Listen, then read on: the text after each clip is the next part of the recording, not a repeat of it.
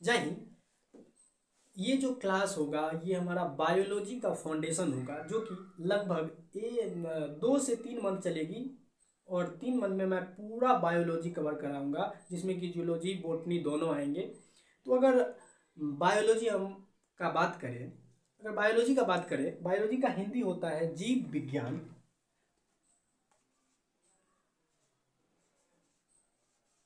Biology का अगर बात करें तो इसका हिंदी होता है जीव विज्ञान। इसका हिंदी होता है जीव विज्ञान। तो अगर हम बायोलॉजी को थोड़ा ध्यान से देखें तो बायोलॉजी 2 शब्दों से मिलके बना है। पहला देखें तो इसमें पहला हो जाएगा बायो, और दूसरा अगर देखें ध्यान से तो इसमें हो जाएगा लोगोस। तो बायोलॉजी 2 शब्दों से मिलके बना है। पहला बायो प्लस दूसरा हो जाएगा लोगोस। ये दोनों शब्द जो है ये ग्रीक भाषा का शब्द है। ये ग्रीक भाषा का शब्द है, ग्रीक लैंग्वेज का शब्द है, बायो प्लस लोगोस। अगर हम और इसको ध्यान से देखें तो इसमें परिभाषा इसी में छुपा हुआ है कि देखिए, जीव विज्ञान यानी कि जीवित जीवों के बारे में अध्ययन क्या कहलाता है, जीव विज्ञान कहलाता है। तो बायोलॉजी कितने शब्दों से मिलकर बना है, पहला बायो प्लस दूसरा हो जाएगा लोगोस। ये दोनों शब्द ग्रीक भाषा का शब्द है। तो बायो का अगर हम हिंदी को देखें तो ये हो जाएंगे जीवित, और लोगोस का अगर देखें तो ये हो जाएगा अध्ययन। ये 2 शब्दों से मिलके बायोलॉजी बना है। अगर हम इनके परिभाषा का बात करें, अगर हम बायोलॉजी के परिभाषा का बात करें तो परिभाषा अगर बनाएंगे तो ये हो जाएगा, बायोलॉजी का परिभाषा अगर देखें तो ये हो जाएगा, it is study of living. अगर हम इसका हिंदी देखें तो इसमें हिंदी हो जाएगा जीवित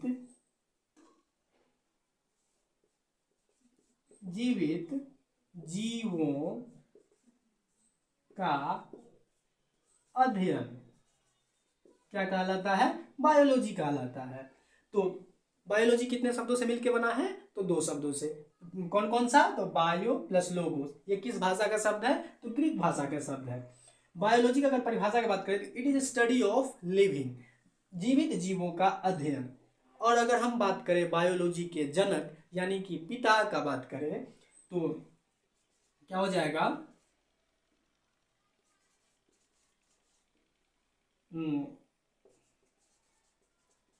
फादर ऑफ बायोलॉजी को अगर देखें तो ये हो जाएंगे अरिस्टोटल।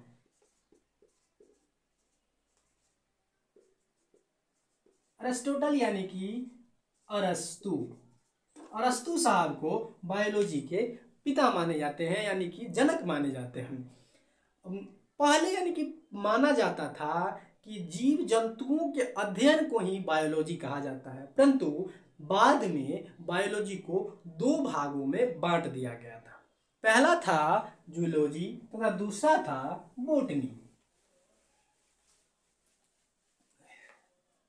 पहला था हमारा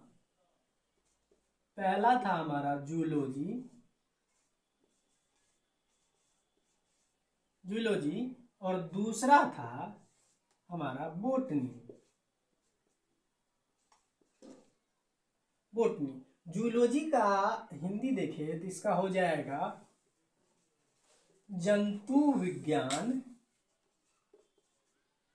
और बॉटनी का अगर हिंदी देखें तो ये थोड़ा सा नाम उटपटांग है। बॉटनी का हो जाएगा पादप विज्ञान। अगर हम बात करें जूलॉजी की तो जूलॉजी में जीव जंतुओं के बारे में हम लोग अध्ययन करते हैं, जैसे कि एनिमल्स। हम लोग भी आएंगे, मनुष्य भी किस कैटेगरी में आता है, तो एनिमल्स की कैटेगरी में।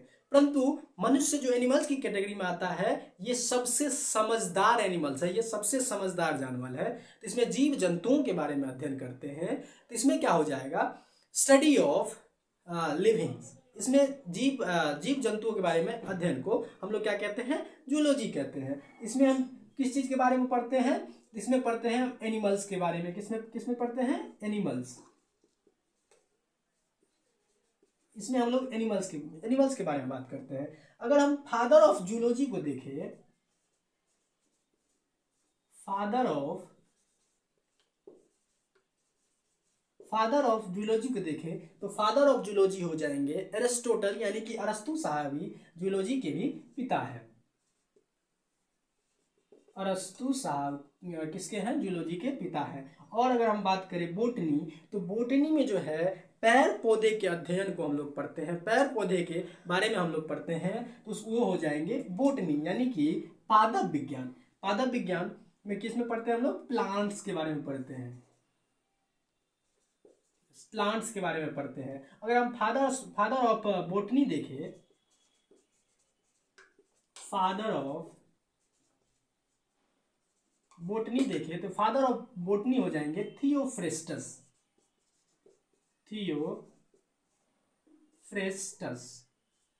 थियोफ्रेस्टस साहब जो है ये किसके हैं? फादर ऑफ बोटनी, यानी कि बोटनी विज्ञान के पिता कौन है?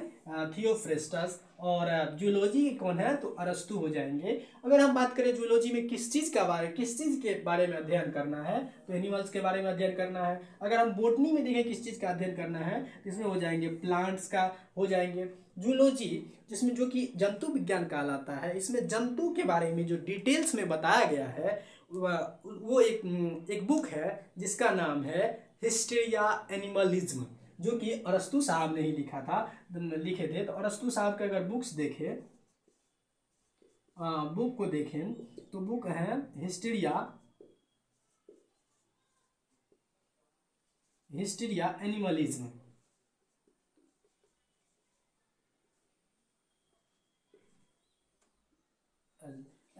हिस्टेरिया एनिमलिज्म, जिसमें कि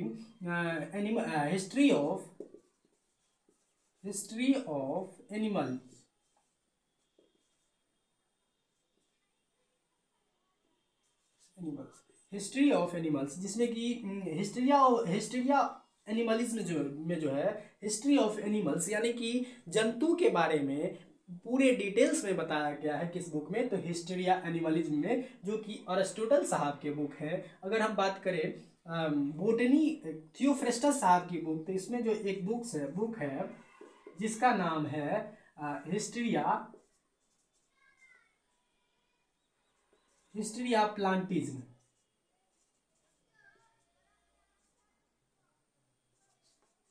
हिस्ट्री ऑफ प्लांटिज्म, जिसमें कि हिस्ट्री ऑफ प्लांट्स के बारे में बताया गया है, जो कि ये थियोफ्रेस्टस साहब की बुक है। तो यहाँ तक सबको समझ में आ गया कंप्लीट चीज। जैसे कि हम एक बार बात कर लेते हैं। सबसे पहले बायोलॉजी कितने शब्दों से मिलकर बना है? तो बायोलॉजी 2 शब्दों से मिलकर बना है। पहला हो जाएगा बायो, दूसरा हो जाएगा लोगोस। अगर बायोलॉजी के पिता की बात करें तो बायोलॉजी के पिता कौन है? अरिस्टोटल साहब है, यानी कि अरस्तु साहब है। यहाँ पे अगर बात करें तो बायोलॉजी के कितने भागों में बांटा गया है? तो 2 भागों में। पहला कौन सा? जूलॉजी, और दूसरा कौन सा? बोटनी। तो अगर देखें जूलॉजी को जंतु विज्ञान कहा जाता है। इसमें जो है ना जूलॉजी में किस चीज़ का अध्ययन करना होता है? तो जूलॉजी में जो है हम लोग करते हैं जीव जंतुओं के बारे में अध्ययन करते हैं। बोटनी में किस चीज़ के बारे में अध्ययन करते हैं? तो हम लोग बोटनी में जो अध्ययन करते हैं प्लांट्स के बारे में अध्ययन करते हैं। जूलॉजी के पिता कौन है? फादर ऑफ जूलॉजी ये हो जाएंगे अरस्तु साहब, यानी कि अरिस्टोटल साहब। बायोलॉजी के पिता भी अरिस्टोटल, और जूलॉजी के पिता भी कौन? तो अरिस्टोटल साहब ही हैं। बोटनी यानी कि पादप विज्ञान के अगर पिता को देखें तो पादप विज्ञान के पिता कौन है? पादप विज्ञान के पिता कौन है? तो थियोफ्रेस्टस साहब जो है पादप विज्ञान के पिता है। यहाँ तक सबको समझ में आ गया। ये था हमारा बायोलॉजी का थोड़ा सा इंट्रोडक्शन। अगर हम आगे बायोलॉजी में जाए तो हम लोग को सबसे पहले जो पढ़ना होता है वो पढ़ना होता है सेल्स के बारे में। किसके बारे में? तो सेल के बारे में। अभी हम लोग सेल्स के बारे में डिटेल में पढ़ेंगे। सेल के बारे में, सेल यानी कि कोशिका के बारे में डिटेल में हम लोग पढ़ेंगे। थोड़ा सा पानी पी लेते हैं।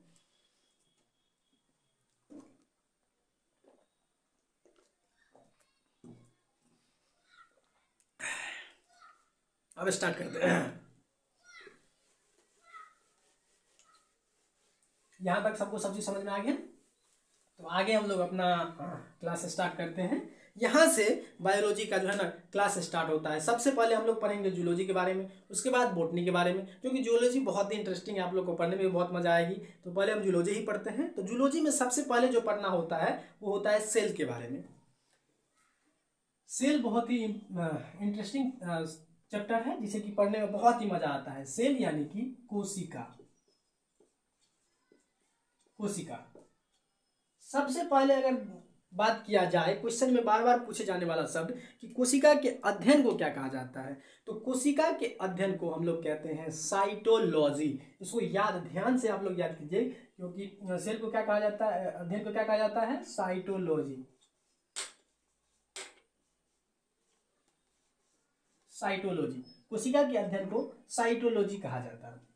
अगर हम लोग ध्यान से देखें तो जीव जंतुओं का जो पूरा शरीर है, पूरा शरीर कंप्लीट ये कोशिकाओं से बना हुआ है, और शरीर की सबसे छोटी इकाई कोशिका को ही माना जाता है, जो कि बार बार क्वेश्चन पूछा जाता है कि शरीर की सबसे छोटी इकाई कौन सी है, तो कोशिका। कोशिका को सबसे शरीर की छोटी इकाई कहा जाता है।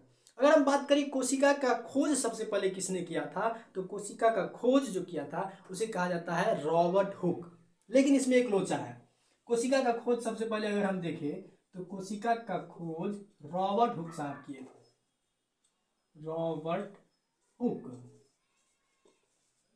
रॉबर्ट हुक साहब ने क्या किए थे, कोशिका का खोज किए थे, परंतु इन्होंने मृत कोशिका का खोज किया था। तो मृत कोशिका को हम लोग कहते हैं नेक्रोसिस कहते हैं, नेक्रोसिस। याद रखिएगा, मृत कोशिका को क्या कहते हैं, नेक्रोसिस। मृत कोशिका क्या कहते हैं, नेक्रोसिस। जैसे कि हम लोग अगर ध्यान से देखें तो ये जो हमारा नाखून है, नाखून को जो आगे काटते हैं हम लोग तो वो दर्द नहीं करता है। क्यों? क्योंकि यहाँ का जो है ना कोशिका यानी कि सेल्स यहाँ की मर चुकी है, परंतु थोड़ा सा भी अगर अंदर अंदर चले जाता है तो क्या होता है, हम लोगों को दर्द होने लगता है। क्यों? क्योंकि वो जीवित है, वो कोशिका वहाँ की क्या है, जीवित है। तो यहाँ से एक क्वेश्चन बार बार पूछा जाता है कि मरी हुई कोशिका को क्या कहते हैं, तो नेक्रोसिस। मरी हुई कोशिका क्या कहते हैं, नेक्रोसिस। मरी हुई कोशिका क्या कहते हैं, फिर से बोलिए, नेक्रोसिस। और रॉबर्ट हुक किस कोशिका का खोज किए थे, मृत कोशिका का। यहाँ पे हम लोग लिख देते हैं रॉबर्ट हुक मृत कोशिका का खोज किए थे। लेकिन हम लोगों को चाहिए कौन सा कोशिका, जीवित कोशिका। तो यहाँ पे कुछ सवाल आता है कि जीवित कोशिका का खोज किसने किया था। जीवित यानी कि लाइव। तो लाइव से याद रखिएगा ल्यूवेनहॉक। ल्यूवेनहॉक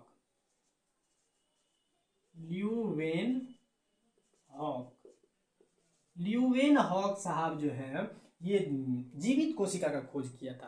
तो यहां से क्वेश्चन कितना बन गया, सबसे पहले सेल यानी कि कोशिका के अध्ययन को क्या कहा जाता है, साइटोलॉजी। मृत कोशिका को क्या कहा जाता है, नेक्रोसिस। मृत कोशिका का खोज किसने किया था, रॉबर्ट हुक। जीवित कोशिका का खोज किसने किया था, ल्यूवेनहॉक। अब एक और आता है कि कोशिका सिद्धांत, सेल थ्योरी किसने दिया था। तो यहां पे हम बात करें सेल थ्योरी की, सिद्धांत का, कोशिका सिद्धांत। तो कोशिका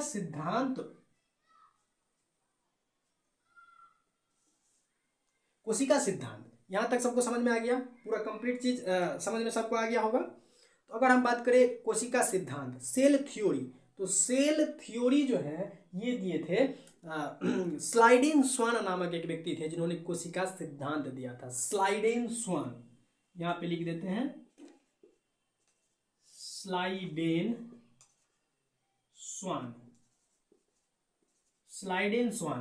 स्वान जी क्या दिए थे, कोशिका सिद्धांत दिए थे। यहां से भी बार बार क्वेश्चन पूछे जाते हैं कि सेल थ्योरी किसने दिए थे, स्लाइडेन स्वान।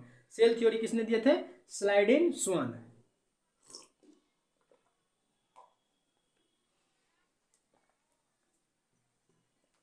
यहां तक सबको समझ में आ गया।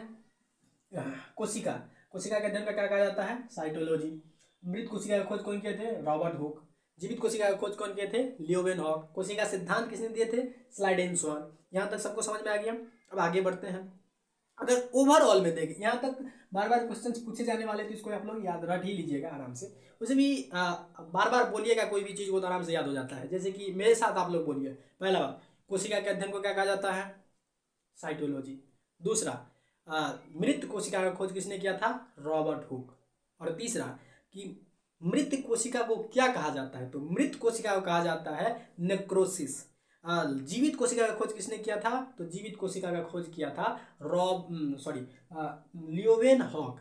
लाइव से याद रखिएगा, ल्यूवेनहॉक। और कोशिका सिद्धांत किसने दिया था, तो कोशिका सिद्धांत दिया था ये हमारा स्लाइडेन स्वान साहब। अगर हम अब आगे चलते हैं अगर हम ओवरऑल में बात करें तो ओवरऑल में जो है छोटी कोशिका और बड़ी कोशिका, अगर हम ओवरऑल में बात करें तो छोटी कोशिका हो जाएंगी, छोटी कोशिका और बड़ी कोशिका, बड़ी। तो छोटी कोशिका हो जाएंगी माइकोप्लाज्मा, माइकोप्लाज्मा।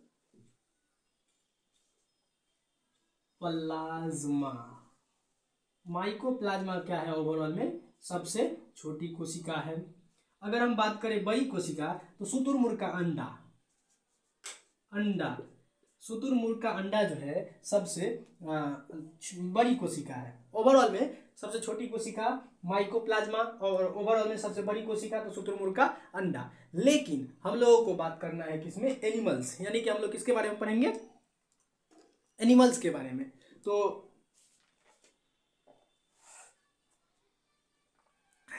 अब हम लोग बात करते हैं, यहाँ तक सबको समझ में आ गया होगा। अब हम लोग बात करते हैं एनिमल्स। एनिमल, एनिमल्स में अगर हम बात करें छोटी कोशिका, छोटी कोशिका, बड़ी कोशिका, उसके बाद लंबी कोशिका, लंबी। तो छोटी कोशिका जो है एनिमल्स में, एनिमल्स यानी कि जानवर, हम लोगों में, इंसान में, या फिर क्या बोलते हैं, भैंस, जानवर, बकरी, ये सब में। तो एनिमल्स मतलब जानवर तो सब लोग समझते हैं। एनिमल्स में सबसे छोटी कोशिका जो हो जाएगा वो हो जाएगा स्पर्म, स्पर्म, जिसे कि हिंदी में कहते हैं शुक्राणु, शुक्राणु। इसे हम लोग क्या कहते हैं, सबसे छोटी कोशिका। और हम सबसे बड़ी कोशिका जो देखें तो वो जाएगा ओवम, यानी कि अंडाशय, ओवम,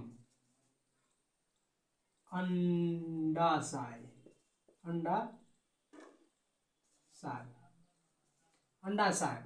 तो ओवम यानी कि छोटी कोशिका क्या हो जाएगा, स्पर्म, जो कि मेल में पाया जाता है, बेसिकली मेल में। और ओवम जो है यानी कि अंडाशय, अंडाशय जो है फीमेल में पाया जाता है, मेल।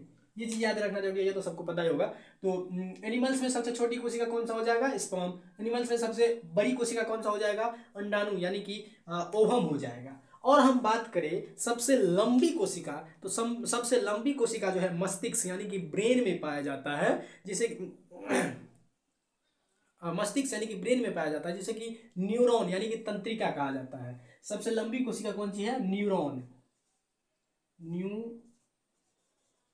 न्यूरॉन यानी कि न्यूरॉन हो जाएगा तंत्रिका, तंत्रिका। यहां तक सबको सबसे समझ में आ गया। तो देखिए एनिमल्स यानी कि सबसे छोटी कोशिका क्या हो जाएगा, स्पर्म, जिसे कि क्या कहते हैं हम लोग, शुक्राणु कहते हैं। सबसे बड़ी कोशिका क्या हो जाएगा, ओवम, यानी कि जिसे क्या कहते हैं, अंडाशय कहते हैं हम लोग या फिर अंडाशय, या फिर इसको हम ओवम को हम अंडाणु भी कहते हैं, अंडाशय या फिर अंडाणु भी कहते हैं। सबसे लंबी कोशिका क्या हो जाएगी, न्यूरॉन, जैसे कि हम लोग क्या कहते हैं, तंत्रिका कहते हैं। क्या कहते हैं, तंत्रिका। तो ये जो न्यूरॉन है ये कहाँ पाया जाता है, तंत्रिका, ये ब्रेन में पाया जाता है। अगर हम देखें सबसे पहले कोशिका, कोशिका यानी कि कोशिका क्या होता है, विभाजन होता है। जैसे कि मान के चलिए कि यहाँ पे हम लोग मारे तो यहाँ की जो, यहाँ पे जैसे कि मान के चलिए हमारा हाथ है और यहाँ पे मान के चलिए कि यहाँ पे कट लग गया, और कट लगने के बाद यहाँ की कोशिका क्या हो जाएंगी, मर जाएंगी, मर जाएंगी। तो यहाँ पे पुनर्निर्माण या फिर रीजेनरेट, इसके बारे में हम लोग आगे में पढ़ेंगे। तो रीजेनरेट यानी कि पुनर्निर्माण सबसे ज्यादा कहाँ होता है और सबसे कम कहाँ होता है, ये भी जानना जरूरी है। तो अगर हम देखें पुनर्निर्माण, पुनर्निर्माण, पुनर्निर्माण यानी कि रीजेनरेट को अगर देखें तो सबसे तेज कहाँ होता है, तेज, और सबसे कम कहाँ होता है, यानी कि कम। सबसे तेज और सबसे धीमा, धीमा या फिर कम, धीमा। पुनर्निर्माण सबसे तेज और सबसे धीमा। तो सबसे तेज जो होता है वो होता है लीवर में,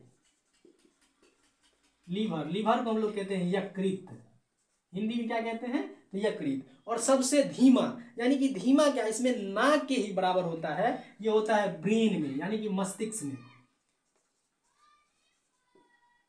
ब्रेन में ये जो सबसे धीमा कहाँ होता है, सबसे धीमा होता है ब्रेन। ब्रेन में क्या है, ब्रेन में तो मान के चलिए कि कोशिका विभाजन होता ही नहीं है। अगर देखिए किसी को अगर एक बांस लग गया यहाँ पे, कपार पे लग गया, तो यहाँ की जो स्किन है यानी कि चमड़ा अगर फट गया तो पुनर्निर्माण हो जाएगा।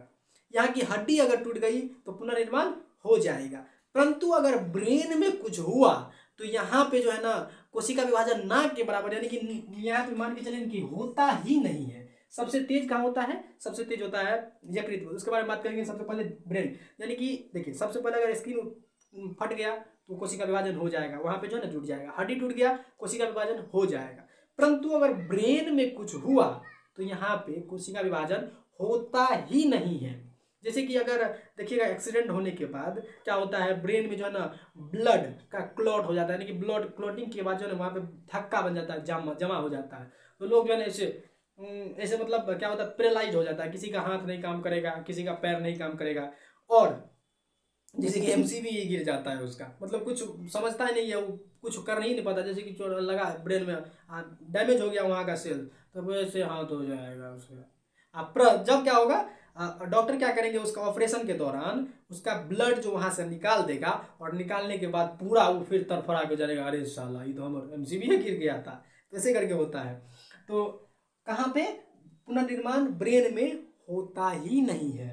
और सबसे तेज कहाँ होता है, लीवर में। लीवर दाहिने साइड होता है, यहाँ पे जो है ना लीवर पाया जाता है, यहाँ पे दाहिने साइड, और यहाँ पे जो है ना स्प्लीन पाया जाता है। अगर यहाँ पे मार दिया तो काम खत्म, मान के चलिए कोई चाकू मार दिया यहाँ पे तो काम खत्म। और इधर अगर लीवर में मारा तो लीवर में पुनर्निर्माण यानी कि रीजेनरेट बहुत जल्दी होता है। तो यहाँ पे चाकू लगने के बाद भी इंसान जो है ना जीवित बच सकता है, क्योंकि वहाँ पे लीवर बहुत जल्दी से क्या कर लेता है, रीजेनरेट यानी कि पुनर्निर्माण कर लेता है सेल का।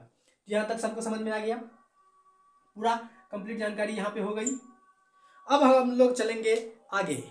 यहाँ तक सबको पहले समझ में आ गया, यहाँ पे या समझ में आ गया है तो यस यस लिख दीजिएगा आप लोग, नहीं आया तो नहीं लिखिएगा। फिर से बेटर तरीका से आप लोग को समझाने की कोशिश करेंगे हम।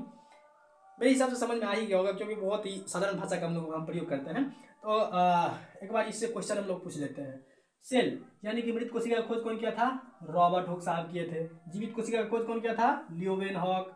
कोशिका सिद्धांत कौन दिया था, स्लाइडेन-स्वान। और ओवरऑल में बात करें तो छोटी कोशिका क्या है, तो माइकोप्लाज्मा। बड़ी कोशिका क्या है, तो अंडा, शुतुरमुर्ग का अंडा। और एनिमल्स में अगर बात करें सबसे छोटी कोशिका तो ये हो जाएगा स्पर्म यानी कि शुक्राणु, जो कि मेल में पाया जाता है। बड़ी कोशिका की अगर बात करें तो ये हो जाएगा ओवम यानी कि अंडाणु, जो कि फीमेल में पाया जाता है। सबसे लंबी कोशिका की बात करें तो ये हो जाएगा न्यूरॉन यानी कि तंत्रिका में पाया जाता है, जो कि ब्रेन में होता है। और अब पुनर्निर्माण यानी कि रीजनरेट की बात करें तो सबसे तेज होता है लीवर में। लीवर को हम लोग हिंदी में क्या कहते हैं, यकृत। और सबसे धीमा होता है ब्रेन में ना के ही बराबर होता है। अब लोग हम लोग एक कोशिका बनाएंगे, ये इसको सबसे पहले मिटा देते हैं। आप लोग जो है, आप लोग को जो है नोट्स या जो पढ़ाते हैं हम, तो उसका नोट्स भी आप लोगों को प्रोवाइड कराया जाएगा, लेकिन अभी नहीं, 2-4 क्लास ऐसे ही होगी। और जब ही नोट्स का जो जुगाड़ हो जाएगा तो सबसे पहले आप लोगों को इन्फॉर्म किया जाएगा कि कहाँ पर हम नोट्स डालेंगे। या हो सकता है कि टेलीग्राम चैनल एक बनाए वहाँ पे दे दे, या फिर व्हाट्सएप चैनल बनाए वहाँ पे दे दे। उसका लिंक जो है आप लोगों को प्रोवाइड करा दिया जाएगा, कंप्लीट चीज़ की जानकारी मिलेगी। लेकिन अभी जो लिखना चाह रहे हैं यानी कि नोट्स बनाना चाह रहे हैं, जिसे कि हम लोग जॉटिंग्स कहते हैं, तो लिखना भी चाह रहे हैं तो आप लोग जो है ना मेरे साथ साथ ही लिख सकते हैं। साथ साथ ही थोड़ा थोड़ा लिखिए जो कि याद रहे। लेकिन यहाँ पे तो पढ़ाएंगे इतना ज़बरदस्त तरीके से, आप लोगों को नोट से ही काम हो जाएगा। तो अब हम लोग सबसे पहले एक कोशिका बनाते हैं। कोशिका बहुत छोटी होती है, कोशिका इतना छोटा होता है, इतनी छोटी होती है कि उसे जो है ना नंगी आंखों से नहीं देखा जा सकता है।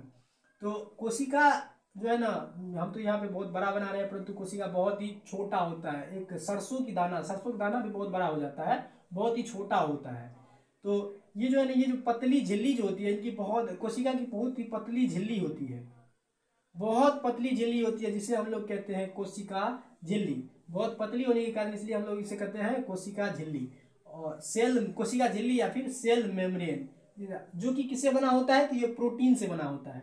किससे बना होता है? ये प्रोटीन, कोशिका झिल्ली। यहाँ से क्वेश्चन बनेगी कि कोशिका झिल्ली किससे बना होता है?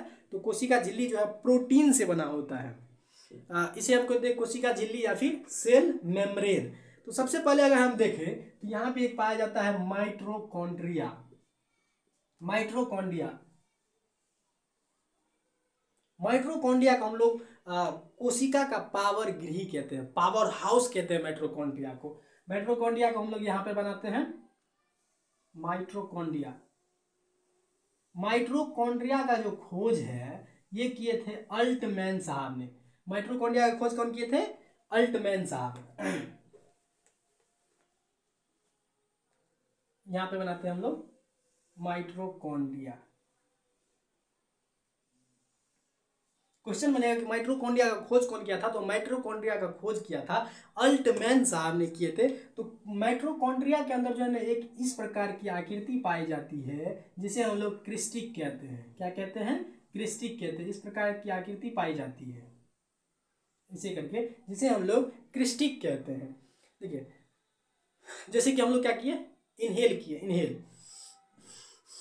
इनहेल और एक्सहेल करते हैं। तो इनहेल के द्वारा क्या होता है? ऑक्सीजन जाता है। ऑक्सीजन जब जाता है तो ऑक्सीजन सबसे पहले कहाँ आएगा? फेफड़ा में। फेफड़ा में क्या होता है? ब्लड पाया जाता है। ब्लड क्या करता है? यहाँ से ऑक्सीजन लेता है और कोशिका के अंदर माइटोकॉन्ड्रिया में ले जाने का काम करता है। यहाँ पे जैसे कि देखिए क्या होता है, इसके अंदर O2 यानी कि ऑक्सीजन होता है। ऑक्सीजन जो है ना जब अंदर आता है जिसे हम लोग कहते हैं ऑक्सीय शोषण। क्या कहते हैं? ऑक्सीय शोषण। ऑक्सीय शोषण क्या कहते हैं इसे? ऑक्सीय शोषण। ये समझ में आ गया कि कोशिका के अंदर जो है ना क्या होता है, ऑक्सीजन जब प्रवेश करता है तो उसे कहते हैं हम लोग ऑक्सीय शोषण। कहाँ से आता है? तो हम लोग जब इनहेल करते हैं तो उसके द्वारा क्या जाता है, यानी कि सांस जब लेते हैं तो ऑक्सीजन जाता है। ऑक्सीजन कहाँ पहुंचता है? फेफड़ा में। फेफड़ा में क्या होता है? ब्लड क्या करता है? ऑक्सीजन को ले जाने का काम करता है और पूरे सेल यानी कि जहाँ जहाँ कोशिकाएं हैं तो प्रत्येक जगह क्या करता है? ऑक्सीजन को पहुंचाने का काम करता है और जब जाने के बाद उसे क्या कहते हैं? ऑक्सीय शोषण होता है। तो यहाँ तक सबको समझ में आ गया। और ऑक्सीय शोषण के दौरान क्या होता है? यहाँ पे क्रेब्स साइकिल चलता है। क्रेब्स साइकिल ये समझ में आ गया। क्रेब्स साइकिल के दौरान जो है ना 38 एड्रोनोसिन ट्राइफॉस्फेट यानी कि एटीपी, एड्रोनोसिन ट्राइफॉस्फेट। एटीपी का फुल फॉर्म क्या होता है? एड्रोनोसिन ट्राइफॉस्फेट। तो क्रेब्स साइकिल के दौरान क्या होता है? 38 एटीपी का निर्माण होता है और 38 एटीपी मिलके जो है ना एक ग्लूकोज बनाता है। 1 ग्राम ग्लूकोज 1 ग्राम ग्लूकोज। समझ में आ गया? यहाँ पे ग्लूकोज नहीं होता है, ग्लूकोज होता है। ग्लूकोज समझ में आ गया। यानी कि ऑक्सीजन ऑक्सीय शोषण, जब ऑक्सीजन जो है अंदर करता है माइटोकॉन्ड्रिया के अंदर आता है तो उसे क्या होता है? उसे ऑक्सीय शोषण कहते हैं। ऑक्सीय शोषण और ऑक्सीय शोषण के बाद क्या होता है? क्रेब्स साइकिल चलता है। क्रेब्स साइकिल का खोज जो है ना क्रेब्स नामक वैज्ञानिक ने किया था। क्रेब्स नामक वैज्ञानिक किसका खोज किया था? क्रेब्स साइकिल का खोज किया था। माइटोकॉन्ड्रिया का खोज कौन किया था? तो माइटोकॉन्ड्रिया का खोज किया था अल्टमैन। इसके अंदर में क्या होता है? तो क्रिस्टिक जैसी एक संरचना पाई जाती है, ऐसे ऐसे करके घुमावदार प्रकार का। क्रेब्स साइकिल के दौरान क्या होता है? 38 एटीपी का फुल फॉर्म होता है एड्रोनोसिन ट्राइफॉस्फेट। 38 एटीपी का निर्माण होता है। 38 एटीपी मिलके एक ग्लूकोज का निर्माण करता है और एक ग्लूकोज क्या करती है? ऊर्जा निर्माण करता है। ग्लूकोज क्या करता है? ऊर्जा निर्माण करती है और ऊर्जा निर्माण जो है ना एक ग्लूकोज मिलके 4.2 किलो कैलोरी का निर्माण करता है। समझ में आ गया? हम लोगों को पूरे दिन जीवित रहने के लिए 2500 किलो कैलोरी ऊर्जा की जरूरत होती है। तो देखिएगा 2500 किलो कैलोरी ऊर्जा की क्या होती है? जरूरत होती है। एक होता है खजूर। खजूर में जो है ना बहुत ही ज़्यादा एनर्जी पाया जाता है, ऊर्जा पाया जाता है। खजूर जब आप लगभग चार खजूर खा लीजिएगा तो पूरा दिन यानी कि 2500 किलो कैलोरी जो है ना मेंटेन हो जाता है। समझ में आ गया? यहाँ तक जो है ना सबसे पहले ऑक्सीय शोषण कहाँ होता है? क्वेश्चन बनेगा ऑक्सीय शोषण कहाँ होता है? माइटोकॉन्ड्रिया में। क्रेब्स साइकिल कहाँ चलती है? माइटोकॉन्ड्रिया में। क्रेब्स साइकिल कहाँ चलती है? माइटोकॉन्ड्रिया में। समझ में आ गया। क्रेब्स साइकिल के दौरान क्या होता है, 38 एटीपी एड्रोनोसिन ट्राइफॉस्फेट का निर्माण होता है। किसका होता है, एड्रोनोसिन ट्राइफॉस्फेट का निर्माण होता है। 38 एटीपी मिलकर किसका निर्माण करता है, एक ग्लूकोज का। और ग्लूकोज क्या करती है, ऊर्जा बनाता है। और ऊर्जा कितना बनाता है, तो एक ग्लूकोज मिलकर कितना ऊर्जा, 4.2 किलो कैलोरी ऊर्जा बनाती है। यहाँ तक सबको समझ में आ गया होगा। और हम लोगों को पूरे दिन जीवित रहने के लिए कितना ऊर्जा की जरूरत होती है, 2500 किलो कैलोरी। सबको समझ में आ गया। माइटोकॉन्ड्रिया का खोज कौन किया था, अल्टमैन। माइटोकॉन्ड्रिया के अंदर कौन सी संरचना ऐसी संरचना पाई जाती है, उसे क्या कहते हैं हम लोग, इसे कहते हैं क्रिस्टिक। समझ में आ गया। क्रेब्स साइकिल का जो है ना खोज क्रेब्स नामक वैज्ञानिक किया था। यहाँ तक समझ में आ गया। और यहाँ पे जो है ना बार बार क्वेश्चन जो पूछे जाते हैं ये है कि माइटोकॉन्ड्रिया को जो है ना कोशिका का पावर गृही कहा जाता है। तो क्वेश्चन बनेगा कि कोशिका का पावर गृही किसे कहा जाता है, तो कोशिका का पावर गृही माइटोकॉन्ड्रिया को कहा जाता है। यहां तक सबको समझ में आ गया।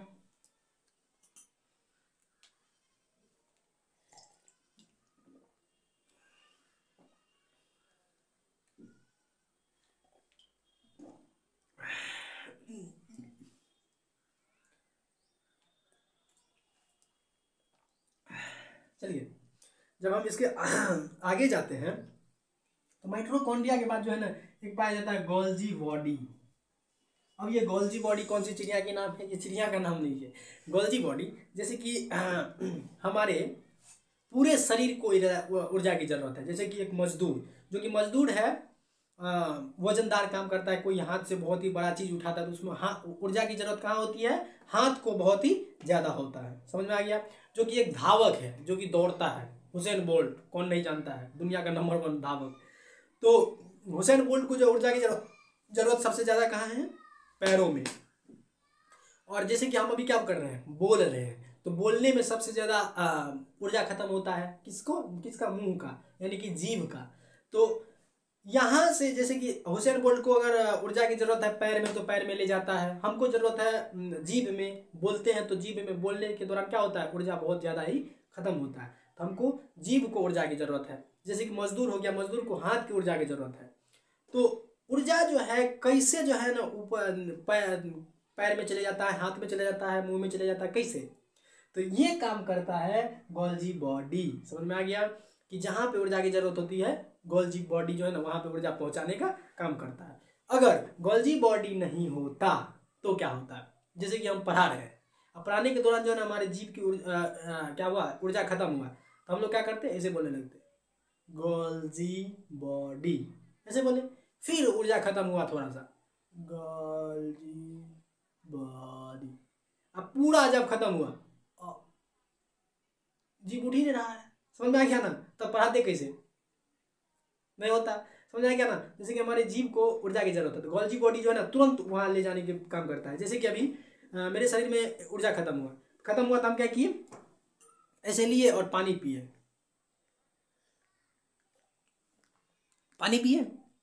जैसे ही अंदर गया ऊर्जा अंदर गया तो गोल्जी बॉडी एक्टिवेट हो जाएगा और गोल्जी बॉडी बोलेगा कि कहाँ कहाँ ऊर्जा की जरूरत है, कहाँ कहाँ जरूरत है, पूरे तरफड़ा के जो है ना पूरे सब प्रत्येक जगह देने का काम करता है कौन, गोल्जी बॉडी।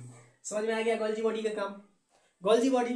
और देखिए माइटोकॉन्ड्रिया जो है ये बहुत ही छोटा होता है कि नहीं। तो ये जो है ना पिचक उचक जाएगा, पिचकने से इसको कौन बचाता है, बहुत बड़ा सवाल। यहाँ पे क्वेश्चन बनेगा कि ऊर्जा का आदान प्रदान कौन करता है, तो गोल्जी बॉडी। और जो है ना ऊर्जा को पिचकने से कौन क्या बोलते हैं, माइटोकॉन्ड्रिया को पिचकने से कौन बचाता है। तो देखिए यहाँ पे जो है ना इस प्रकार से कंकाल टाइप का पाया जाता है, एक ऐसे करके कंकाल टाइप का पाया जाता है, ऐसे करके कंकाल टाइप का पाया जाता है, जिसे कि हम लोग कहते हैं एंडोप्लाज्मिक रेटिकुलम। क्या कहते हैं, एंडोप्लाज्मिक रेटिकुलम। इसका हिंदी में नाम थोड़ा उटपटांग है, जिसे कहते हैं अंतः प्रदत्त जालिका। इसे ईआर को हम हिंदी में क्या कहते हैं, अंतः प्रदत्त जालिका, और इंग्लिश में क्या कहते हैं, एंडोप्लाज्मिक रेटिकुलम। यहां तक सबको समझ में आ गया। इसे क्या कहते हैं, एंडोप्लाज्मिक रेटिकुलम, जिसे कि कोशिका का कंकाल कहा जाता है। जैसे कि कोशिका तो बहुत ही छोटा होता है, बहुत ही छोटा, जो कि नंगी आंखों से नहीं दिखेगी, लेकिन कोशिका को जो है ना पिचकने से बचाता कौन है? तो एंडोप्लाज्मिक रेटिकुलम क्या करता है? कोशिका को पिचकने से बचाता है। तो कोशिका का कंकाल किसे कहा जाता है? एंडोप्लाज्मिक रेटिकुलम को। यहाँ पे कभी कभी हिंदी में भी पूछ देता है कि एंडोप्लाज्मिक रेटिकुलम को क्या कहते हैं? तो अंततः प्रदत्त जालिका। यहाँ से भी बार बार क्वेश्चन पूछे जाते हैं। समझ में आ गया? देखिए एंडोप्लाज्मिक रेटिकुलम, इसका हिंदी समझ आ गया समझ में? तो एंडोप्लाज्मिक रेटिकुलम भी दो प्रकार की होती है। कितने प्रकार का होता है? दो प्रकार का होता है।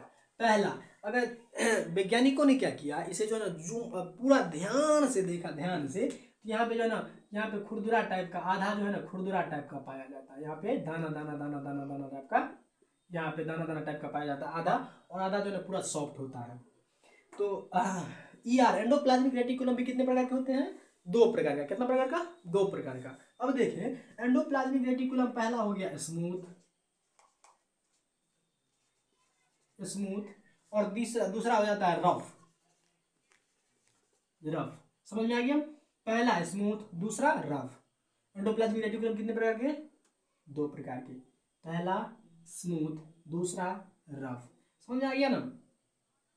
देखिए ये जो दाना दाना टाइप का यहाँ पे जो पाया जाता है, एक साइड दाना दाना टाइप का पाया जाता है, जिसे कि रफ कहते हैं हम लोग, ये इसमें पाया जाता है राइबोसोम, जिसे कि प्रोटीन कहते हैं। क्या कहते हैं इसे? प्रोटीन। इसमें क्या होता है? रफ में प्रोटीन पाया जाता है। इसमें क्या पाया जाता है?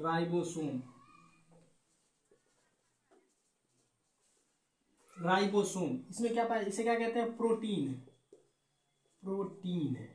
समझ में आ गया? रफ में क्या पाया जाता है? प्रोटीन। एंडोप्लाज्मिक रेटिकुलम के रफ भाग में क्या पाया जाता है? प्रोटीन, जिसे क्या कहते हैं हम लोग? राइबोसोम। और एंडोप्लाज्मिक रेटिकुलम जो स्मूथ भाग है, जो आधा स्मूथ होता है, वसा। समझ में आ गया? यहाँ पे स्मूथ टाइप में, स्मूथ में क्या पाया जाता है? फैट यानी कि वसा। समझ में आ गया? फैट यानी कि वसा। पूरा समझ में आ गया? कंप्लीट। हाँ, यहाँ पे वसा, जैसे कि देखिए जिसमें जो है ना इंसान क्या होता है, बूढ़े होने के बाद जो है ना चेहरों पे क्या पड़ जाता है? झुर्रियाँ पड़ जाता है, जो वो क्या हो जाता है, उसमें जो है ना वसा खत्म हो जाती है, फैट खत्म हो जाता है। जितना देखिए, जैसे वसा पाया किस में जाता है? घी चिपचिपा है, तेल चिपचिपा है, इसमें क्या पाया जाता है? वसा पाया जाता है। तो जिसके शरीर में वसा बहुत ज़्यादा होगा वह बहुत ही चमकेगा। समझ में आ गया? पूरा मतलब ग्लो करता है, वो चमकता है। जैसे कि महिलाओं में अगर देखिएगा तो महिलाओं में जो है ना वसा बहुत ही ज़्यादा पाया जाता है, बहुत ही ज़्यादा वसा पाया जाता है। इसलिए उन लोगों का चेहरा क्या करते रहता है? ग्लो करते रहता है। और पुरुष में जो है ना वसा की मात्रा थोड़ी कम होती है, इसलिए वह दलितर टाइप का लगता है। मजाक किए, जो है ना पुरुष में जो है ना थोड़ा सा वसा जो है ना बहुत ही कम पाया जाता है। बहुत मतलब बहुत नहीं, थोड़ा कम पाया जाता है स्त्रियों के मुकाबला। स्त्रियों में जो है ना बहुत ही ज़्यादा वसा पाया जाता है। समझ में आ गया? यह वसा समझ में आ गया? स्मूथ में क्या पाया जाता है? वसा पाया जाता है। जैसे कि एंडोप्लाज्मिक रेटिकुलम एक साइड चुपो, एक साइड क्या है? रफ, और एक साइड क्या है? स्मूथ। समझ में आ गया आप लोगों को? और यहाँ पे देखिए एंडोप्लाज्मिक रेटिकुलम कितने प्रकार के? दो प्रकार के। पहला स्मूथ, दूसरा रफ। समझ में आ गया ना? अब देखिए रफ साइड में क्या पाया जाता है? दाना दाना टाइप की जो आकृति है उसमें क्या पाया जाता है? राइबोसोम यानी कि प्रोटीन पाया जाता है। समझ में आ गया? और जो कि स्मूथ है, जैसे कि एक साइड स्मूथ होता है, एक साइड रफ होता है, तो स्मूथ में क्या पाया जाता है? फैट यानी कि वसा। समझ में आ गया? अब देखिए ये जो राइबोसोम है ना, तो ये राइबोसोम भी दो प्रकार के होते हैं। समझ में आ गया? ये राइबोसोम कितने प्रकार के होते हैं? दो प्रकार के। यहाँ पे राइबोसोम में भी एक पाया जाता है 70S और दूसरा होता है 80S। एस का मतलब होता है सेडिमेंटेशन। क्या होता है? सेडिमेंटेशन। यहाँ पे समझ में आ गया? सेडिमेंटेशन का मतलब होता है बैठना। समझ में आ गया? यहाँ पे देखिए ये 70S, जैसे कि अगर हम देखें जिसको कि नंगी आंखों से देख सकते हैं हम लोगों में क्या हो जाएगा? 70S पाया जाएगा। एस का मतलब सेडिमेंटेशन। समझ में आ गया ना? गाय भैंस सेडिमेंटेशन, 80S। अगर देखें गधा तो 80S, इंसान 80S। और जिसे कि हम लोग नंगी आंखों से नहीं देख सकते हैं, जैसे कि हो जाएगा वायरस। कोरोना वायरस को क्या आंखों से देख सकते हैं? नहीं।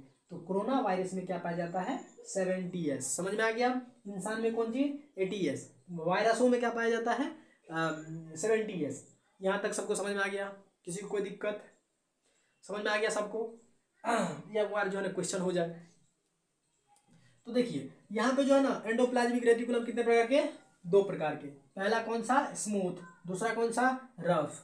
रफ वाला भाग में जो है ना क्या पाया जाता है? प्रोटीन। और स्मूथ वाला में क्या पाया जाता है? वसा यानी कि फैट। समझ में आ गया? राइबोसोम कितने प्रकार के? 2 प्रकार के। पहला 70S, दूसरा 80S। 70S किस में पाया जाता है? वायरसों में। और 80S कौन सा पाया, किस में पाया जाता है? एनिमल्स में पाया जाता है, जो कि जिसे कि हम लोग की आंखों से देख सकते हैं। यहाँ तक सबको समझ में आ गया? अब देखिए कोशिका के अंदर एक बहुत ही सुंदर एक चीज और होता है, जिसे कि हम लोग कहते हैं सेंट्रोसोम। क्या कहते हैं? सेंट्रोसोम। सेंट्रोसोम क्या है? देखिए शुरू में भी आप लोग को बताए थे, जैसे कि सेंट्रोसोम यहाँ पे जो है ना, मान के चलिए कि यहाँ पे हम कट लगा दिए ब्लेड से या फिर किसी चीज से, क्या कर दिए यहाँ पे काट दिए। काटने के बाद यहाँ यहाँ की जो कोशिकाएं हैं वो क्या हो जाएंगी? मर जाएंगी। तो मर जो जाएगा तो फिर इसे रिकवर यानी कि रीजनरेट कौन करेगा? तो ये रीजनरेट करने का काम करता है कौन? सेंट्रोसोम। सेंट्रोसोम जो है ना, मरी हुई कोशिका ऑटोमेटिक वो हट जाती है और वो फिर क्या करता है? सेंट्रोसोम कोशिका क्या करती है? विभाजन करके वहाँ पे जो है ना घाव को भर देता है कुछ दिनों में। यही काम करता है सेंट्रोसोम। अगर देखिएगा कि सेंट्रोसोम जो है ना कभी कभी क्या होता है? पगला जाता है। पगलाने का अर्थ ये कि कभी कभी थोड़ा मतलब करना चाहिए थोड़ा कोशिका विभाजन और वो कर देता है बहुत ही ज़्यादा कोशिका विभाजन, तो उससे क्या हो जाता है? कैंसर हो जाता है। कैंसर जैसे कि घर को अगर हम देखें तो घर लगाते वक्त जो है ना, मतलब घर का दीवार, सॉरी क्या बोलते हैं उसको, दरवाजा जो है, दरवाजा को अगर खोले बंद करे, खोलने बंद करे, और खोलने बंद करने के बीच में अगर कोई थोड़ा सा भी अगर पट्टी दे दे तो उसमें क्या हो जाएगा? बंद होगा? नहीं होगा, वो जो है अटकने लगेगा। जैसे कि हड्डी है तो यहाँ पे हड्डी टूट गया, हड्डी टूटने के बाद जो है कोशिका विभाजन करके थोड़ा सा जो है हड्डी बड़ा कर दिया, तो अगर हम सीधा करेंगे क्या होगा? दर्द होगा बहुत ही ज़्यादा, ये चूंचा करेगा। समझ आ गया? ये क्या करता है? कोशिका विभाजन यहाँ पे थोड़ा ज़्यादा हो गया है।